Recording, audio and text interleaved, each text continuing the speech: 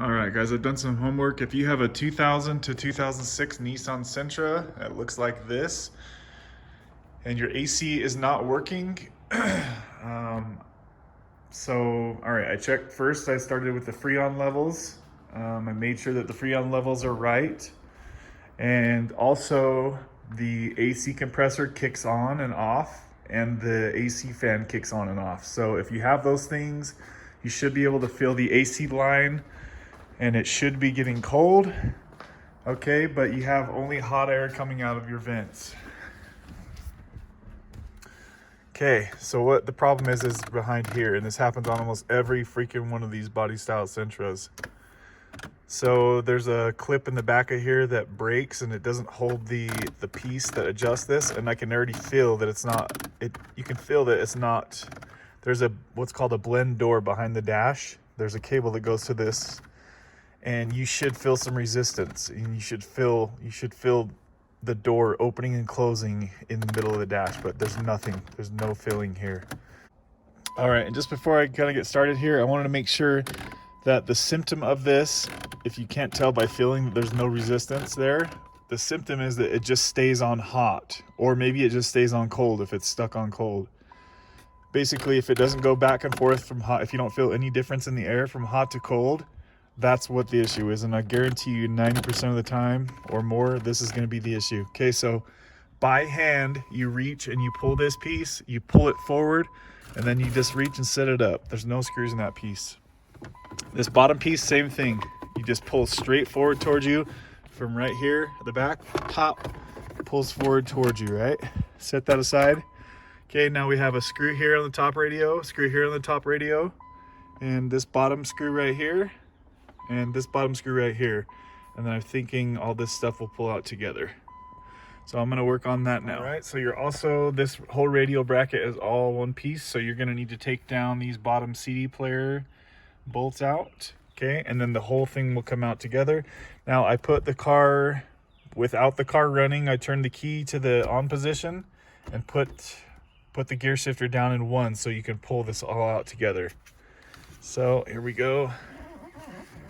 Okay, now I'm gonna probably unplug the radio, because this looks like a shit show back here, and then get the radio out of the way. So give me just a minute while I do that. All right, as expected, never mind this doozy of a wiring. Somebody freaking ghetto rigged this all in here. That's the problem right there, just as I suspected. That cable right there is supposed to be tied down, right? So as I twist this, it's not holding that cable still. It needs, see that black clamp right there? That's supposed to latch over the cable and hold it still so that cable can move, the cable can move in and out. See what I'm saying, guys? You can see it's not moving it because the cable's not being latched down. So I've seen some people do a couple different things. One guy did so basically you need to have this pushed back down into the spot where it's supposed to be, which is like right, you can see, you have to fudge with it. And then right there, and then you gotta do, oh, it looks like this plastic is broke right here. That little plastic piece is broke.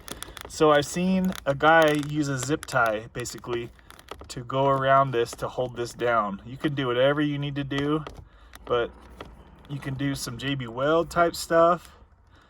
Anything you gotta do to hold this thing down. I'm probably gonna try a zip tie from like right here over to right here, something like that. This is what you need to do. As long as this is latched down, however you got to do it, that's when the AC will work right. And I'm going to put the phone down and twist this just to make sure. Yep, now it moves it as it should, and you can feel the resistance. You can feel the resistance now once it's like this, when you twist the knob. So I'm going to try to jerry rig something up on here, and I'll let you guys know what I do. Just a minute. Wow, guys. Okay, so that literally took me about 2 minutes to fix. And I did it for free using 2 zip ties. This is all I use, guys. Just regular zip ties from the house. Just don't get the cheapest, skinniest zip tie. The thicker, the better. So what you do is you wrap the zip tie down through that hole. Let me try to zoom in here. So push the zip tie down right through, excuse me, push the zip tie down right through here. Okay, I went right up through here, pushed it through there, and then you go underneath and loop it around. You can get both hands in there since the radio's out right underneath here, and tuck it back up. Use a pair of pliers to make sure those are really tight. And now look, now I can feel the cable being moved. Now there's resistance. Now that little clip is, with the zip ties, that little clip is holding that in place. Even though the plastic piece is still broken, you can see it laying right there. That little tiny white plastic piece.